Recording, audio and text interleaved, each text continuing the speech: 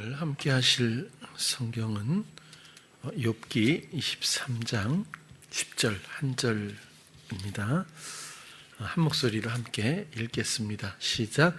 나의 가는 길을 오직 그가 아시나니 그가 나를 단련하신 후에는 내가 정금같이 나오리라. 아멘. 오늘 욥기 23장 10절의 이 구절도 여러분들께서 잘 아시는 익숙한 구절입니다.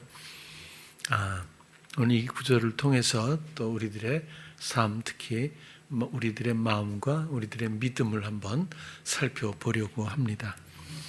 나의 가는 길을 오직 그가 아시나니 그가 나를 단련하신 후에는 내가 정금같이 나오리라.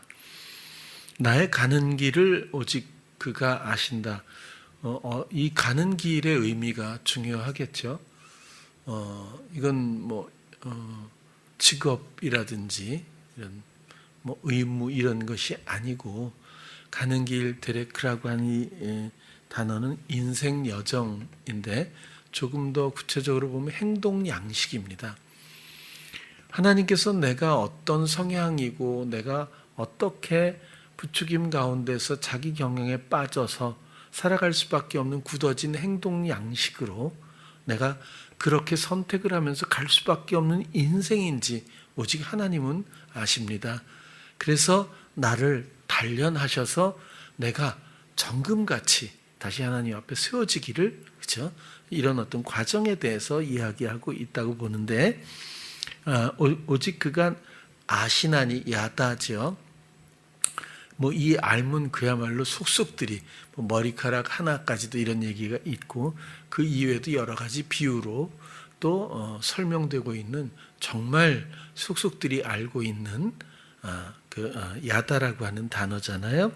또 단련이라고 하는 것도 시험하다, 증명하다 이런 뜻인 것 같아요. 그리고 이 단련의 결국 내용이 중요한데 오늘 욥의 단련의 내용은 뭘까요? 순식간에 자녀들이 죽고 10명의 자녀들이 죽잖아요. 아마 아들이 7, 딸이 3, 그 다음에 양이 7천, 낙타가 3천, 이런 게 있어요. 소가 500, 굉장히 많은 전부 다 빼앗기고, 자녀들이 전부 죽고, 그렇지 않습니까? 좀 지나가면 건강까지도 완벽하게 잃어버려서, 남은 게 없을 만큼 인생이 완벽하게 상실되어 버리는 그런 과정. 여기서 결국 욥이 하나님 앞에 단련받는 그 내용은 그런 내용입니다. 우리의 인생하고는 게임이 안 되죠, 그렇죠? 우리가 만약에 그랬으면 아마 어땠을까?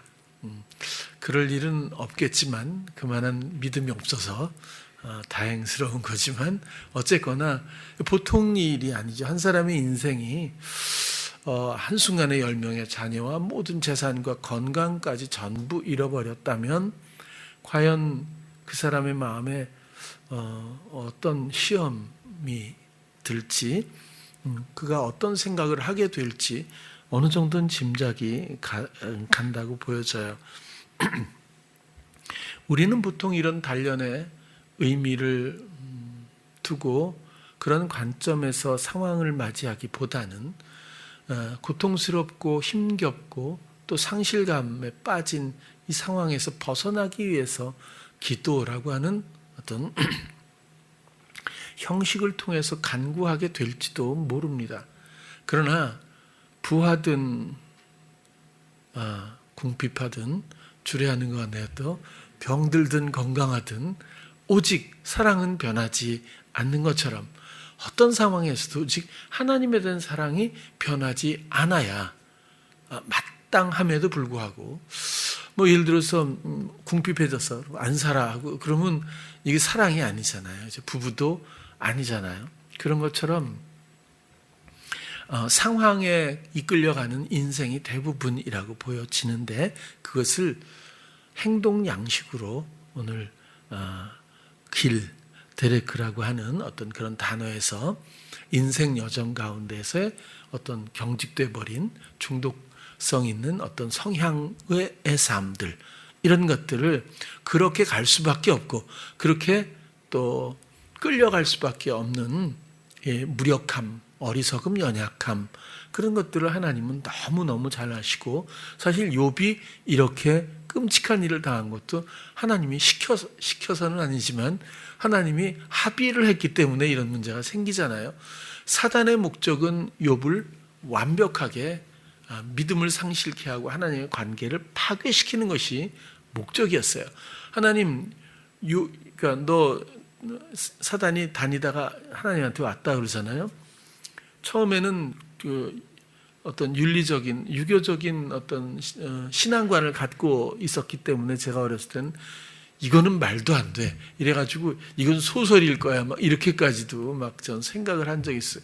어떻게 사단이 한 바퀴 돌고 와서 하나님한테, 하나님의 아들들 앞에서 같이 이야기하고 대화를 나누고 의논할 수 있을까?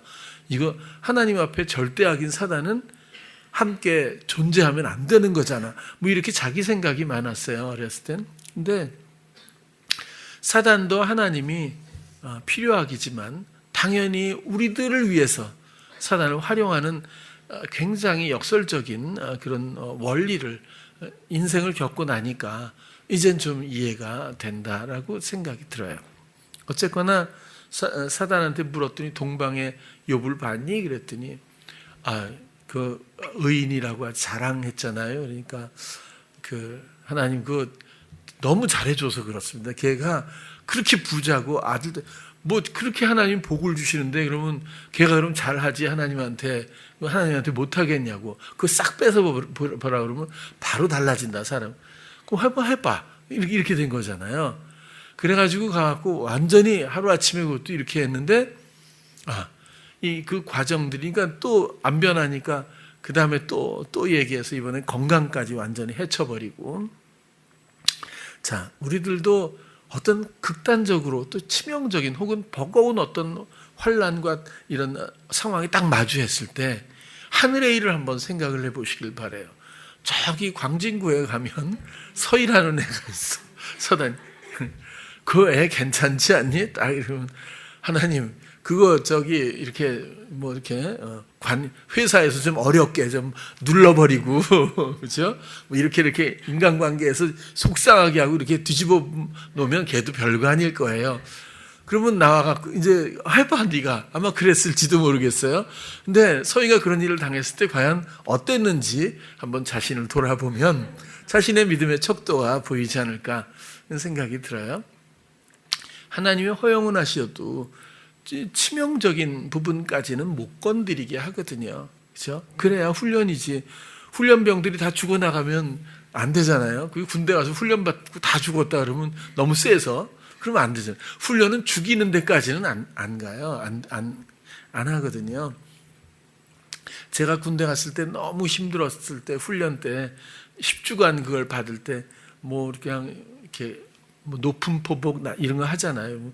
막 8월 달에 우통을 다 벗기고, 그러니까 약간 꼼수를 쓴 친구들은, 그러니까 이런 데다가 속에다 손수건 있잖아요. 그런 거 양쪽에다 이렇게 감아갖고 꽉 하다가 이게 하는 게 흘러나오잖아요. 이거 걸리지, 조교한테.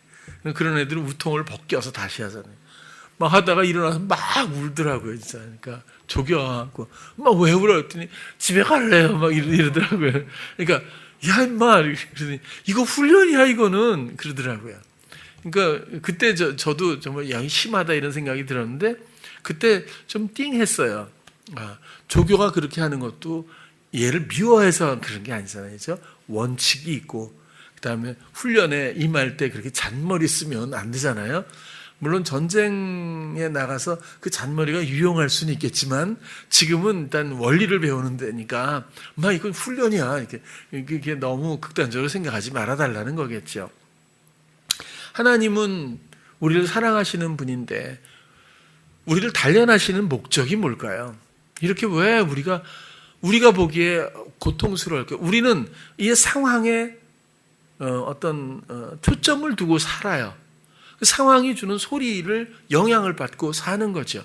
이게 인생 여정, 행동 양식, 이게 내가 가는 길이라는 얘기입니다. 근데 여기서부터 나를 단련한다. 왜 우리를 어렵게 하죠? 단련한다는 목적은 하나님이 사단을 허용하고 어려운 일을 우리 겪게 만드는 건 우리가 재련되기 위해서예요. 정화되기 위해서잖아요. 순금같이, 순금이 몇 프로예요? 99.9%? 어느 홍보는 99.99% 이렇게도 나와 있더라고요. 근데 정말 오염원이 없어야 순금이잖아요. 그러면 뭘 제거하시려고 이러셨을까? 다시 말해서 우리의 어려움은 우리의 무엇이 정화되고 무엇이 재련되는 것일까? 하나님 그런 목적으로, 그러니까 단련의 목적이 정금같이 나오는 것이니까, 그죠? 그럼 단련의 목적은 정금 같은 믿음인데 무엇이지? 보면 결국 우리의 이전 삶의 행동 양식이 주님 앞에 더 이상 오염원으로 남아있지 않게 하기 위한 과정. 다시 말하면 단련이 없으면 이 인식조차 못한다는 거죠. 무엇을 놓아야 할지, 무엇이 어떻게 변화되거나 어떻게 씻겨져야 할지, 포기해야 될지 사람은 모른다는 거예요. 그러니까 자극이 없이는 불가하고 재련의 과정이 아니면 순수함을 얻을 수가 없다. 이 마음의 영혼의 순수함을, 믿음의 순수함을 얻을 수가 없기 때문에 사단의 역할을 굉장히 중요하게 보면 여길 수밖에 없는 것 같아요. 정금 같은 믿음, 이걸 제가 볼 때는 정리를 하면 내가 결함이 없는 상태로 오해할 수 있어요. 그러니까 우리가, 여러분, 당신의 믿음은 정금 같습니까? 이렇게 할 때 내 믿음은 깨끗한 믿음이에요. 여러분, 믿음이 어떤 의미인지가 사실 먼저예요. 믿음의 의미가 합일되지 않고 바르게 세워지지 않고 믿음을 약간 오해한 상태에서 왜곡된 의미를 가지고 그 믿음을 정금같이 만든다고 해도 이것은 뭔가 오차가 있을 수밖에 없잖아요. 다시 말해서 저 사람은 정말 믿음이 정금 같아. 이러면 어찌 보면 교회 주일 성수 빠지지 않고, 우리들은 이미 끝났네요. 그죠? 다들? 그 다음에 11조, 감사헌금, 성경헌금뿐만 아니라 이 물질에 대한, 그 다음에 헌신에 대한, 그 다음에 뭐 여러 가지 뭐 프로그램뿐만 아니라 교회를 우선적으로 아는 뭐 이런 열심, 열정, 그런 헌신의 순도, 이런 것들이 정말 흠잡을 데가 없어 라고 하면, 그러면 정금 같은 믿음이라고 혹시 생각할 수 있다는 거예요. 그러나 저는 그렇게 생각하지 않았기 때문에 여러분들이 나오지 않아도 전화를 안 했어요. 왜냐하면 이건 제가 도와줘서 하면, 어린애도 넘어지면 뭐 일으켜주지 않아야 될 이유에 대해서 한동안 말을 한 적이 있잖아요. 스스로 일어나는 것, 이것도 중요하다, 뭐 이런 것처럼 저는 여러분들이 주님을 스스로 늘 선택하는 이것이 순수했으면 좋겠어요. 어떤 동기로 목사님이 말씀하셨기 때문에 뭐 이런 게 아니고, 또 성도로서의 의무가 그러니까 이런 게 아니고, 그러니까 제가 간섭을 최소화한 거예요. 거의 간섭을 하지 않은 거예요. 하나님과 마음의 영으로 하나님과의 관계가 신앙입니다. 하나님과의 관계가 절대적으로 복음의 그 기초거든요.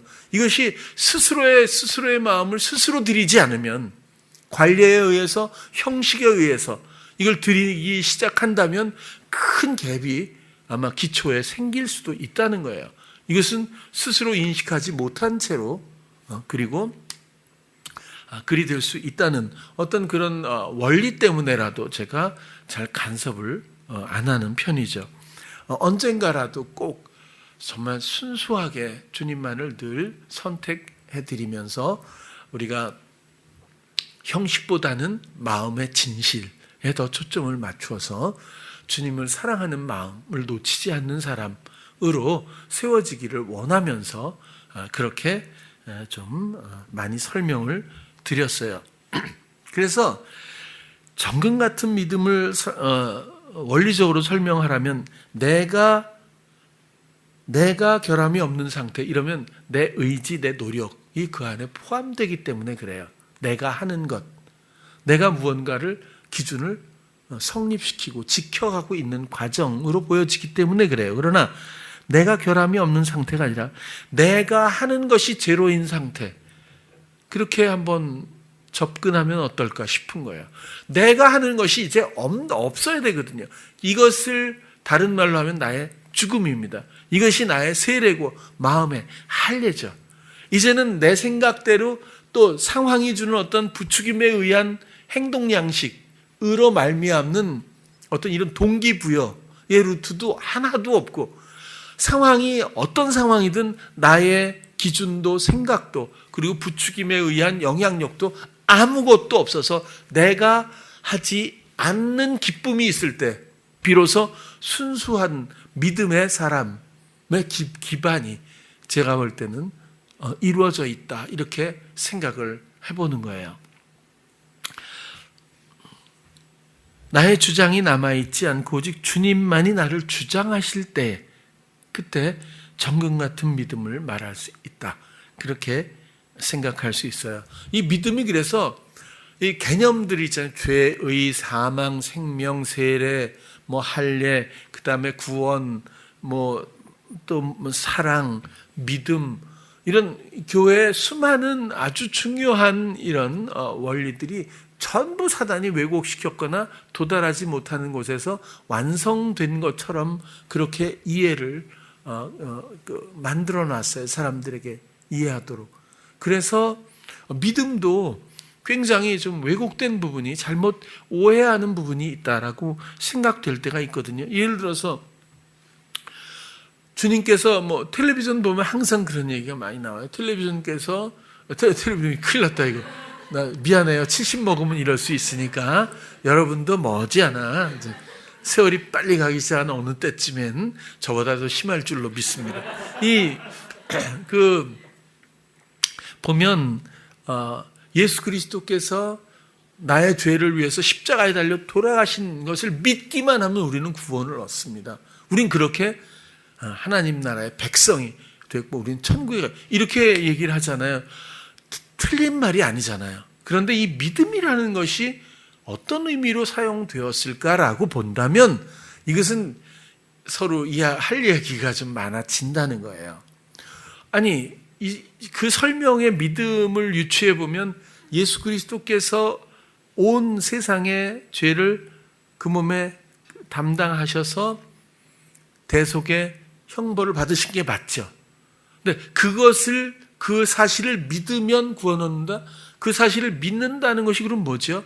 결국 내가 그 사실을 의심하지 않고 그거 아니야 라고 부인하지 않고 그냥 생각으로 인정하거나 이해하고 인식하면 구원을 얻습니까? 예수 그리스도의 이 십자가는요, 나를 유도하기 위한 거예요. 나의 죽음의 상징의 어떤 에너지는 거기 있지만 예수 그리스도의 십자가 앞에 내 마음의 죽음이 부합되지 않으면 아무 일도 일어나지 않아요. 그리스도께서 십자가를 지고 그다음 부활하신 그 예수 그리스도가 내 안에 오셔서 영접함으로 말미암아 왕으로죠. 다스림의 왕으로 오셔서 사랑의 왕, 평강의 왕, 지혜이신 그분이 나를 다스리는데 내가 순종으로 그대로 다 내어드리기 전에는 그분의 사심, 내가 사는 게 아니라 그분이 사시는 것이 성립되지 않으면 생명을 말할 수 없다는 거예요. 근데 어떻게 구원을 받았다고? 그렇게 이야기를 쉽게, 너무 도약이 된 어떤 그런 흐름을 말하지 않을 수 없다, 그런 뜻입니다. 왜냐하면 이렇게 소개하고 안내해서 많은 영혼들을 구원으로 이끌 수는 없기 때문에 그래요. 그런 것처럼 이렇게 내용은 맞는 말이지만 믿음의 실체가 불분명하다라는 것처럼 수많은 개념, 중요한 개념들이 불분명하게 이해되고 있는 것들이 너무 많은 것 같다라는 생각이 들어요. 어떤 사실을 생각으로 인정하는 것이 믿음이 아니라 주님을 만나고 주님이 내 마음의 주인이 되셔서 실제로 내 마음에 믿어지게 하시는 그 다스림 가운데 순종이 있어야 비로소 믿음이 성립되는 것이다.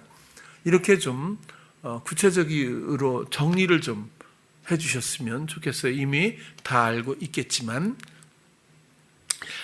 성경에서 노아 같은 사람도 그 배를 만들으라고 할 때 자기 생각이나 이런 것들이 가미된 것을 못 보겠어요. 갈등, 혼란, 그다음 망설임, 부정적인 어떤 자기 생각의 어떤 흐름, 이런 것들이 전혀 보이지 않거든요. 그래서 의인인 거죠. 하나님의 말씀대로 그대로 준행할 수 있는 그의 행동 양식이 바로 의입니다. 그렇죠? 그래서 노아가 의인이지, 그가 술을 먹었느냐 안 먹었느냐, 추태를 부렸느냐 안 부렸느냐, 이런 문제하고는 상당히 다른 문제라는 거예요. 여러분, 지금도 보면 그런데 어떤 사람은 정말 아직도 많이 좋아졌지만 변명하고 둘러대기 일수예요. 그렇죠? 참 유치하잖아요. 근데 본인이 영혼이 원해서 그럴까요? 안 그래요. 어려서 포석을 해놓은 거예요. 그렇게 하도록. 그러니까 어려서 딱 고정화된 이 포석된 돌은 늘 그 영향력을 미쳐요. 시간이 흘러서 나이 먹고 몸은 크고 가장이 되고 나이를 더 먹어도 그때 포석한 그 돌은 그 바둑판에서 그 자리의 영향력을 평생 울거먹듯 영향력을 행사한다는 얘기예요. 그래서 그 수준에서 말하고 그 수준에서 행동 양식을 보일 수밖에 없어요. 수없이 주님을 만나고 사랑에 빠져야 하고 또 주님께 부탁하고 의뢰해야 하고 내 생각을 분별하고 거절하고 뭐 이렇게 수없이 말씀을 드렸어요. 그렇죠? 잘 안 되죠. 그러면 또 안 되는 건 뭐 보편적이고, 어떤 사람도 그 생각이 너무 별로 이렇게 좀 순간에 드는 생각을 이렇게 말하는데 귀담아 들을 만한 게 안 되는 사람도 있고, 어떤 사람은 또 우울하고 분노하고 뭐 염려 많잖아요. 너무 많아요. 여러분, 이걸 고치는 게 복음이 아니에요. 이걸 하나님은 바꿔 고쳐 좀 정상적으로 살아야지. 그죠? 하나님의 백성답게 그리스도인답게 살아. 이거 굉장히 큰 시험입니다. 그게 아니라 하나님은 그 있는 그대로를 이미 사랑하셔요. 그래서 있는 그대로 연약하든 우울하든 염려에 빠져있든 상황이 가지고 뭐 정말 짓누르고 있든 그 상태, 그 상황, 그 인격, 그 마음 그대로를 주께 의뢰해달라는 거예요.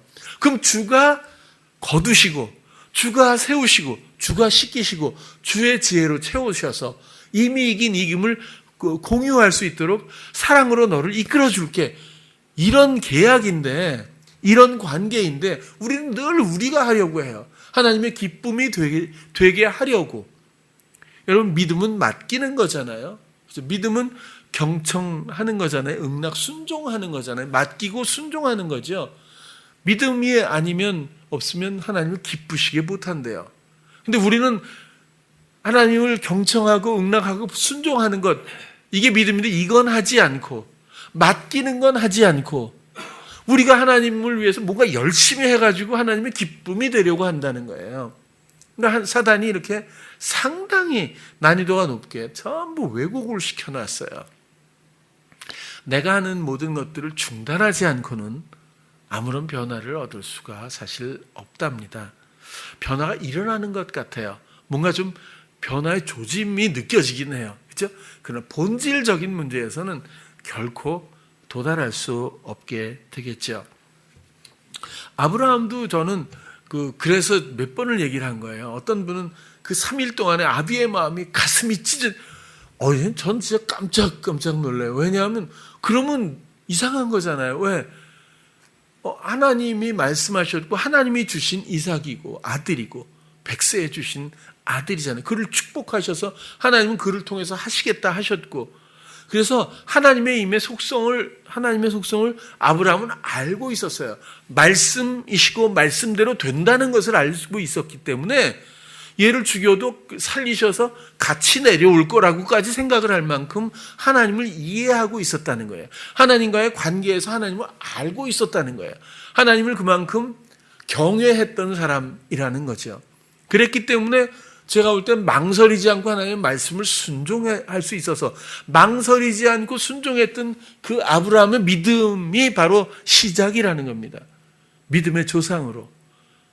이삭을 통해서 그 아브라함의 후손들이 누구예요? 믿음의 후손들이죠. 내 생각, 상황이 주는 영향력, 아니 그런 것 없고 오직 말씀대로 준행하는 자의 백성들이 흥왕케 될 거라고 하는 약속이 그렇게 있었다는 뜻을 말씀드리고, 아브라함은 하나님이 이삭을 바쳐라고 했을 때 자기 생각, 자기 염려, 육신적인 아들에 대한 이런 정적인 문제, 감정의 문제, 또 이런 것들로 혼란했다고 성경에는 써 있지를 않아요. 그렇죠? 근데 왜 우리가 유추해야 되죠? 그렇죠? 그럴 수 있어요. 유추할 수 있어요. 사람이니까. 나도 예를 들어서 아버지의 입장에서 보면 어느 순식간에 이해하는 듯이 글로 확 끌려가잖아요. 그렇죠? 그렇게 공감할 수 있는 얘기일 거라고요. 그러나 믿음의 원리에서 보면 무너지면 안 되잖아요. 아브라함이 무너지지 않았다는 것을 기록해 주고 있잖아요. 이건 무너지지 맙시다 이게 아니에요. 그게 아니라 이미 아브라함은 자기의 모든 마음을 하나님께 드린 사람이고, 모든 것은 하나님이 하시고 있는 이 다스림에 대한, 또 축복의 이 근원에 대한, 하나님과의 모든 관계에 대한, 그렇죠? 여러분, 이 믿음의 사람들, 조상들이 히브리서에 쭉 나오는데 하나님을 만나보지도 않고 하나님을 사랑하지도 않고 믿음의 조상된 사람은 없어요. 우리도 성도들도 마찬가지거든요. 주님을 만나지도 않았는데 믿습니까? 믿으세요? 이렇게 얘기하는 건 좀 이상한 거예요. 그렇죠? 믿음은 상대감이 있어야 하는데, 어쨌거나 여호수아 갈렙도 마찬가지. 왜 10사람의 의견과 이 여호수아와 갈렙은 이야기가 관점이 달랐을까요?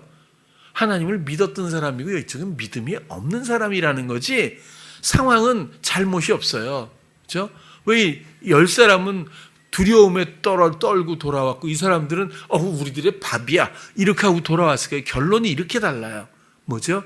하나님을 믿는 관점에서 그 믿음으로 보면 새로운 것이 보이는 거죠. 하나님의 다스림에 또 약속의 말씀과 하나님의 신실하심 가운데서 믿음으로 받을 수 있는 지혜가 그곳에 있는 거죠. 그냥 우기는 장면이 아니잖아요. 끝까지 하나님의 나라에 들어간 사람은 2사람입니다. 그 갈렙은 노구를 이끌고도 끝까지 하나님이 주신 땅을 끝까지 정복하겠다고 자원해서 전쟁터에 또 나가는 사람이에요. 그리고 승리하잖아요. 그러면 오늘 이 믿음, 왜 믿음을 순금에 비유를 했을까? 순금하면 요즘에 한 돈에 얼마인지 아세요? 저희는 없어서 꽤 많이 올랐다 그래요. 인터넷에 보니까 까먹었는데 아무튼 한 돈에 엄청, 옛날에는 돌 그러면 100일 그러면 그 반지로 선물을 줬잖아요. 줬는데 요즘엔 그게 안 될 것 같아요, 이제는.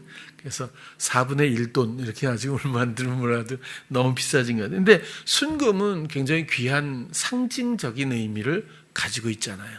금 중에서도 여러 가지 있는데 14금 반지를 있으면 이렇게 할 수 있어요. 근데 24금인가요, 순금이? 순금은 진짜 순결하다는데 먼저 귀함이 있을 거고, 그 다음에 그 자체가 귀한 거죠. 믿음이 그만큼 너무너무 귀한 것이기 때문에 그렇게 비유를 하지 않았나 싶어요. 믿음은 하나님의 실제적인 사랑을 믿는 거고, 또 믿음으로 사랑이 이루어져요. 믿음은 하나님의 실제적인 다스림을 믿는 거고, 믿음으로 그 다스림이 우리 앞에 이루어져요. 믿음으로만이 구원을 얻을 수 있고, 믿음으로만이 하나님의 뜻을 이룰 수 있어요. 우리가 인생을 살면서 이것보다 소중한 게 있을까요? 이 믿음은 우리 안에 있는 거예요. 사랑은 하나님이 먼저 하셨지만 이 믿음은 우리가 드릴 수 있는 하나님에 대한 반응입니다. 이것이 순결해야 한다. 그것이 하나님을 기쁘시게 한다. 그런 거잖아요. 오죽하면 에녹 얘기를 해가면서 죽음을 보지 않고 들어 올렸다 이렇게 표현하고 있습니다. 믿음은 들음에서 나고 들음은 그리스도의 말씀으로 말미암는다고 하죠. 이 믿음의 전제가 정금같이 순결해야 한다. 그런 겁니다. 자기 죽음 없이 그대로인 채 듣는 사람들도 많이 있어요. 그러면 여지없이 자기 생각 혹은 자기 마음에 원하는 것을 대부분 듣게 되죠. 그것을 말씀이라고 여기는 사람들도 있을 수 있다는 거예요. 자기 죽음이 절대로 먼저입니다. 우리의 순결은 나의 죽음으로부터 이루어질 수밖에 없기 때문에 그래요. 믿음의 전제는 이렇게 오염 없는 마음, 사랑하는 마음이에요. 믿음은 주님을 만나고 사랑에 빠졌을 때 비로소 정금 같은 믿음을 기대할 수가 있어요.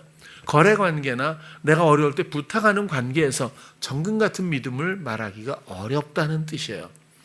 이 정금 같은 믿음이 주제가 아니라 사랑하는 마음이 사실은 모든 것의 근본적인 주제입니다. 그래서 계명은 사랑밖에 없어요. 먼저 사랑이신 하나님 앞에 그 하나님을 사랑하는 것, 이것이 우리의 전부예요. 그 안에 믿음이 속해 있기 때문에 그래요. 이 관계가 너무너무 오묘하고 너무너무 아름답고 귀한 겁니다. 이 관계가 성립되지 않고 그냥 뭐 여러 가지 믿음, 기도 이렇게 하면 그냥 종교가 돼버려요. 하나님은 화목을 원하셔요. 교제를 원하시는 거죠. 만남을 원하셔요. 사랑을 원하시는 것 뿐이잖아요. 우리도 여지없이 사랑의 관계가 되어야 돼요. 하나님과 우리 주님과 사랑의 관계가 돼야 돼요. 그래서 말하지 않아도 알고 또 내 마음을 주님이 아셔서 나를 이끄시는 어떤 아주 놀라운 지혜로움으로 말미암아 더 고맙고 감사하고 더 사랑하게 되고 늘 감동하고 이런 관계가 되어야 한다, 그런 뜻입니다. 이 마음의 관계는 우리가 몸을 벗어도 오히려 선명해지지 결코 퇴색될 수 없다고 그렇게 설명하고 있어요. 그 텔레비전을 이 세상에 이런 일인가 뭐 아무튼 그런 거 동물 아무튼 봤어요. 근데 5살짜리가 꼬마가 나오는데 아버지가 파충류 가게를 하시는 것 같아요. 애완 파충류. 근데 이 녀석이 뱀을 너무 좋아한다는 거예요.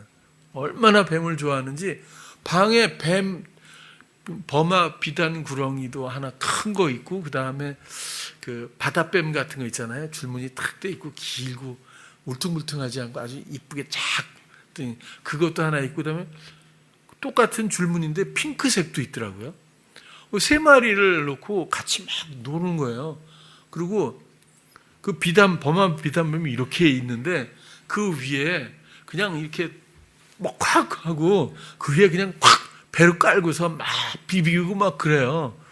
그러니까 PD가 물어보는 거야. 야, 너 그 뱀이 안 무냐? 안 물어요. 막 이렇게 하면서 순간은 어리니까 몰라서 그렇지 저게 뱀 무서운 줄도 모르고 이게 생각이 들었거든요. 근데 애가 하는 말이 왜 뱀이 왜 안 물어? 했더니 마음으로 하니까 안 물죠. 이래요.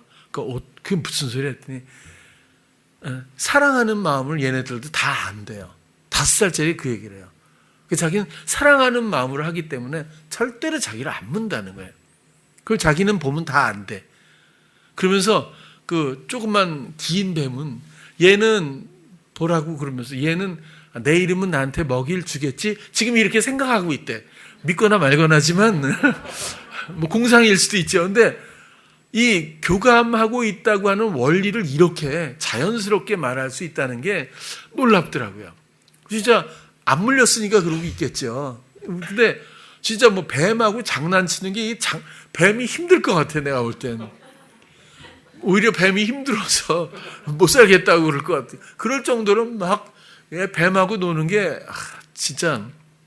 근데 그런 어떤 그 관계 가운데서도 보면 아무리 동물이지만 그 교감이라고 하는 마음의 관계가 이거 정말 뭔가 진리 같은 생각이 드는 거예요. 아무리 미물이라고 해도 사람과 이 마음이 통한다는 게, 마음을 교감하고 서로를 이해하고 서로 알고 있다는 것, 이런 관계가 이게 뭔가 좀 가장 모든 삶의 생명의 근간이 아닐까. 하나님도 최소한 우리 이런 관계를 원하시는 게 아닌가, 그런 생각을 하게 됐어요.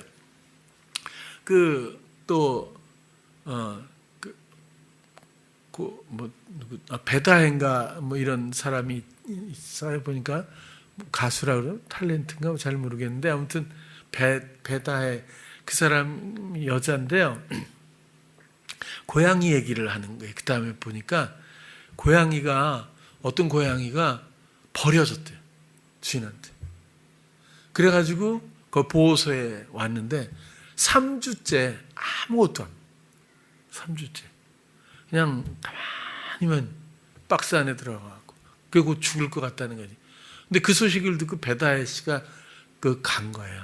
가서 근데 쳐다보지도 않고 이렇게 만져보는데 너무 빼짝 말라버렸대요. 아무것도 마음의 상처를 너무 크게 받았다는 거지.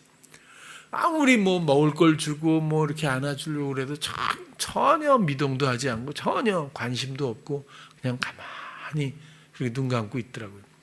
근데 첫날은 그렇게 안 되니까 그 다음날 가서 그 박스 이렇게 문 열고 거기 앉아갖고 말을 걸더라고요. 너 너무 힘들지 뭐 하면서 쭉 말 걸고 그다음에 같이 있다가 그냥 오고 그 다음날 또 가서 또 말 걸고 그 다음에 오고 일주일 동안 그러고 그 다음엔 그 다음 주엔 또 데리고 좀 한 6평, 5평 되는 방에 이렇게 고양이랑 같이 고양이 집도 있고 뭐 이렇게 고양이 다닐 수 있도록 거기다 놓고 그냥 자기도 이렇게 반쯤 누워서도 얘기하고 그 다음에 이렇게 조금 만지기도 하고 계속 얘기를 걸더라고요. 몇 시간씩. 일주일 또 지나간 거예요. 계속 그러다가 보니까 그렇게 시간을 보내다 보니까 고양이가 쳐다보기 시작해. 눈을 뜨고. 그리고는 어느 순간에 이렇게 쓰다듬고 손을 달라고 하니까 손을 내미는 거예요. 그래갖고 안아주고 막 너무 고마워서 막 그런 눈물 흘리더라고요. 그러면서 뭘 먹자 그러는데 처음엔 잘 안 먹는데 손에 이렇게 발라서 조금 하니까 드디어 조금씩 먹기 시작. 그 다음에 찾아가서 그 다음은 고양이 먹이 놓고 떠서 주면 조금 먹고 그 다음에는 이제 그 다음에 가서 품에 안기는데 정말 어린 아기가 엄마 품에 안기듯이 그렇게 안겨가지고 발도 아주 정말 공손하고 이쁘게 탁 이렇게 해가지고 안겨 있는데 그 마음이 느껴지더라고요.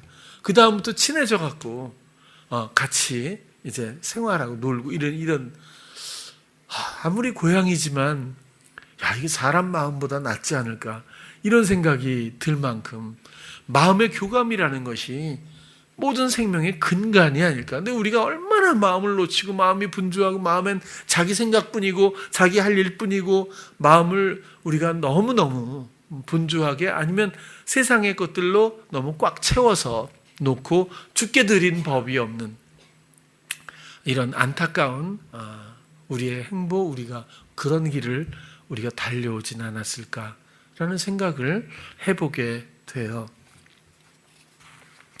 주님과의 우리의 사랑의 마음의 관계, 이것이 복음에서 생명에서 가장 소중한 원리라고 봅니다. 믿음은 좀 어찌 보면 믿음 그러면 장군이 생각날 수 있을 것 같아요. 그러나 믿음은 조금 전에 이야기했던 이런 사랑의 마음의 교감을 통해서 형성된다. 저는 그렇게 생각해요. 노아도 아브라함도 여호수아도 모세도 다 하나님을 사랑했던 사람입니다.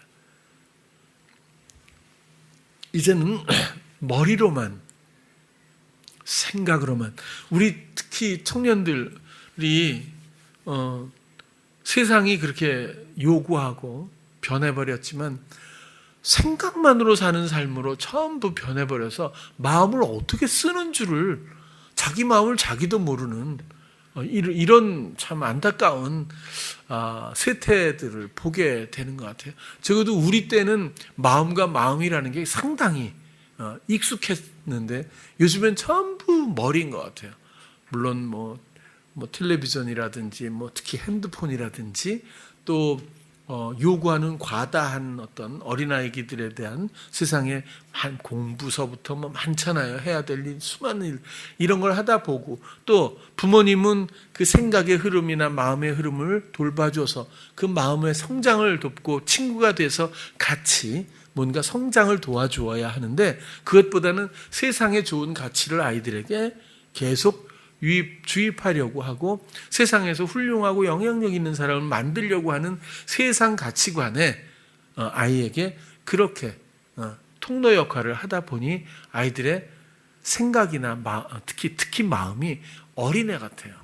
아직도 유약하고 아직도 성숙하지 못하고 사려 깊지 못하고 지혜를 담지 못하는 마음으로 커나가는 것 같은 느낌이 요즘 세태에서는 많이 느껴져요. 우리 어린아기들은 다 마찬가지예요. 부모님이든 아니든 어쨌든 한마디를 해도 주님과 함께 있으면서 그 마음의 친구가 되어주셔야 돼요. 생각의 흐름을 보면서 잘 아이들하고 친구가 되어줄 수 있고 또 그렇게 하면 관계는 물론이지만 주님의 통로로서의 마음과 생각의 친구가 되어주면 반드시 주께서 선한 영향력으로 아이를 성장시켜 주실 거예요.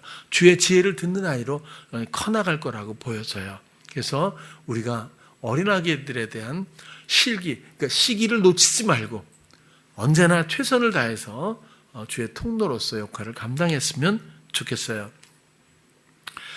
주님과의 이런 교감을 우리가 원한다면 매 순간 주님을 생각하고 주님의 뜻을 기대해야 마땅해요. 그러나 주님을 생각지도 않고 믿음을 말할 수도 있고 주님을 생각지도 않으면서 사랑을 노래할 수도 있잖아요. 이것이 사단의 시험입니다. 이런 것들이 이 유격이 전 오염이라고 보고 이런 유격을 없애는 것이 단련의 과정이라고 생각을 하는 거예요. 제가 규현이하고 어떤 회사를 방문했어요. 얼마 전에. 그래서 갔더니 분명히 초대를 해서 갔잖아요. 꼭 와서 이건 의논을 좀 하기를 원합니다. 좀 몇 시까지 좀 와주세요. 갔어요. 갔더니 경비실이 이렇게 있는데 이렇게 미팅을 왔다 그랬더니 들어가래 주차를 딱 하려고 그랬더니 막 문을 탁 열더니 소리를 빠르게 지르다가 거기 말고 저기다라고 막 뭐라 그래서 야 귀현아 왜 그러냐 그리고 이제 거기다 했더니 음식물 쓰레기통이 옆에 막 있어서 냄새가 나고 뚜껑들이 다 열리고 거기다 대라 그래서 됐죠. 대고 들어가려고 회사 앞에 딱 섰더니 문을 안 열어주는 거예요. 경비가 담당이 내려와야 된대. 그래서 그 땡볕에서 이렇게 서 있는 거예요. 계속. 그래서 내려와가지고 문을 열고 들어갔어요. 들어가고 얘기하고 근데 또 이게 또 젊은 사람인데 나름 셰프인가 봐요. 그러니까 좀 뭐랄까 얘기가 잘 안 돼. 설명 안 해도 알겠죠. 이렇게 해가지고 그냥 나왔어요. 나와가지고 오면서 제가 물어봤어요. 기현아 아까 이러이러한 상황이 있었는데 문을 안 열어주고 그다음에 미팅하는 내용이나 또 주차 문제나 이게 자극이 오잖아요. 이제 자극이. 네. 너 그럴 때마다 또 만나서 어떤 비즈니스잖아요. 이거는 그런 내용을 대화할 때 모든 과정에서 너 주님을 생각해 본 적 있니? 그랬어요. 거의 습격이죠. 탁 얘기를 한 거지. 확 찔러본 거지. 근데 아니요 이렇게는 탁. 그럴 줄 알았다라고 생각은 좀 하지만 한쪽에서는 안 그랬으면 더 좋았을 걸 이런 생각. 왜 그런 얘기를 물어봤냐면 저는 경비가 저는 나이가 이제 많잖아요, 그죠? 제가 자랐을 땐 굉장히 중요한 덕목 중에 하나가 예절이었거든요. 근데 아니 이게 새파란 게 어디다 대고 이런 생각이 옛날에 좀 들잖아요. 근데 손님으로 오면 안내를 해주는 게 친절을 기본인데, 근데 아무튼 그때도 그냥 주님 하는 것 뿐이거든요. 그다음에 음식물 쓰레기통 냄새나는 옆에다 대게 하는 것도 이유는 내가 알지 못하죠. 근데 허용하신 뜻이 뭔지는 내가 모르지만 주의 허용하심으로 알고 내가 되는 거지 라고 생각. 그 다음에 서 있어도 마찬가지예요. 회방의 영향력으로 안 끝나요. 살다 보면 회방이 세면 강하면 그 다음에 반드시 괜찮은 게 있어요.